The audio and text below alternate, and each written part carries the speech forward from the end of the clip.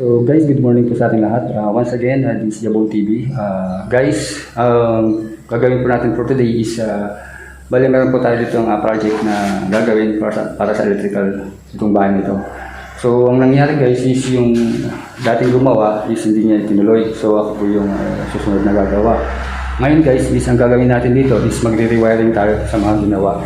Kasi guys, yung mga wiring na nilagay is hindi natin alam kung ano yung mga location niya. So ngayon is trigger natin kung saan banda kung saan siya pumupunta, yung mga wire niya.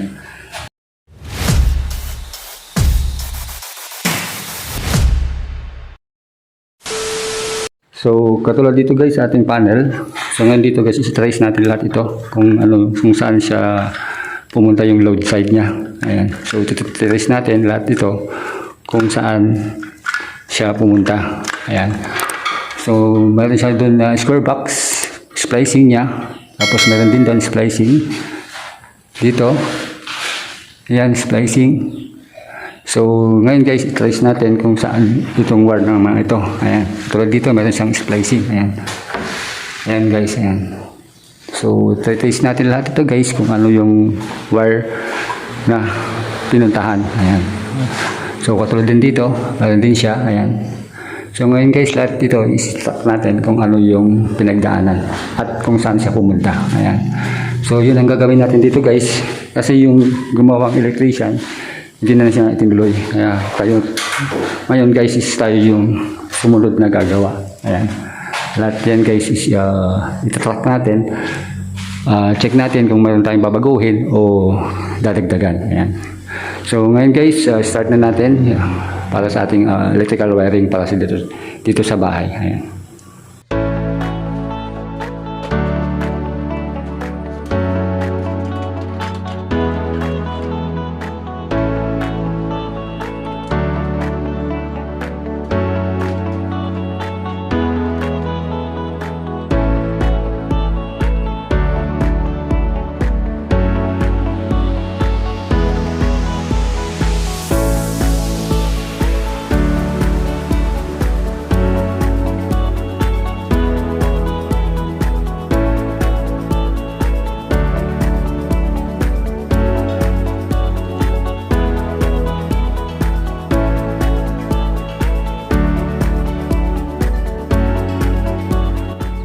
So today is yung ating splicing. Ayan. So ito yung natin, return natin papunta dun sa, ito yung guys yung return natin papunta sa switch. Ayan.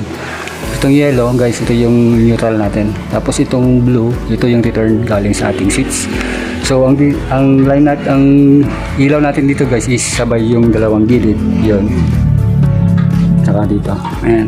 Sabay sila guys. Tapos dito sa gitna, ayan, isang trigger lang siya. Ayan. So magkasabay yung dalawang gilid. Tapos ito, isang switch. Ayan.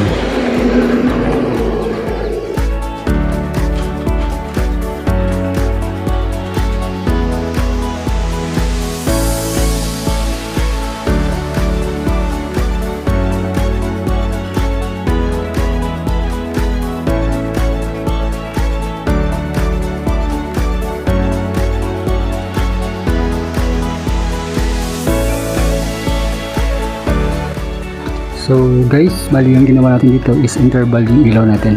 So meron siyang ilaw dito guys, isa. Ayun yung isa guys. Tapos ito, tatlo yan. So interval tayo guys. Yung nasa gitna, sabay niya nasa gilid. Tapos ito nasa gilid dito, kasabay niya nasa gilid. Ayan. Interval guys yung gagawin natin para hindi sabay-sabay. Ganun din dito sa may kabila. Ayan, yung nasa gitna, isabay niya yung nandito sa gitna. Kasama dun sa gilid. Tapos yung nasa gilid, tapos ito, at yung nasa gilid ay magkasabay-sabay. Yan ang wiring natin.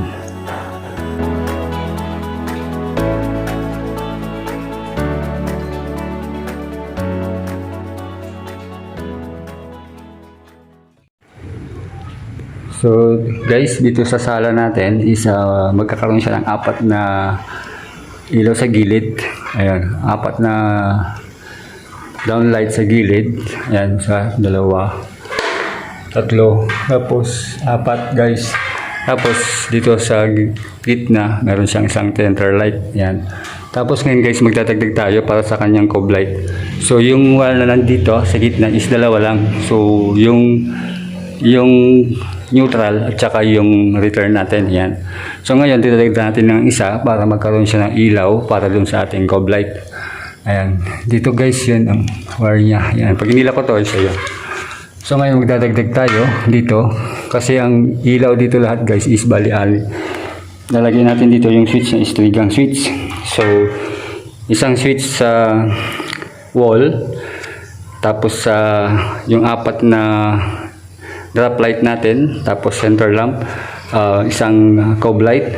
Tapos isang center lamp dito sa ating balcon. Tapos dalawang ilaw din dito sa balcon. Dalawang ilaw sa gilid. Tapos isa sa gitna. Bali, 6 lahat ang trigger natin dito sa ating switch dito sa main door. Ayan. So ito yung guys, bali 6. Itong blue guys, ito yung live natin. Tapos itong yellow, lahat ng yellow guys is return. Ayan. Ayan, return lahat yan. Itong dalawang blue is ito yung live natin. Tapos yung dalawang 6 na yellow, yun ang return natin. So nandito na sila guys, lahat. So nag-splice na ako dito. So lahat ng yellow, ito yung magiging neutral natin. Ayan.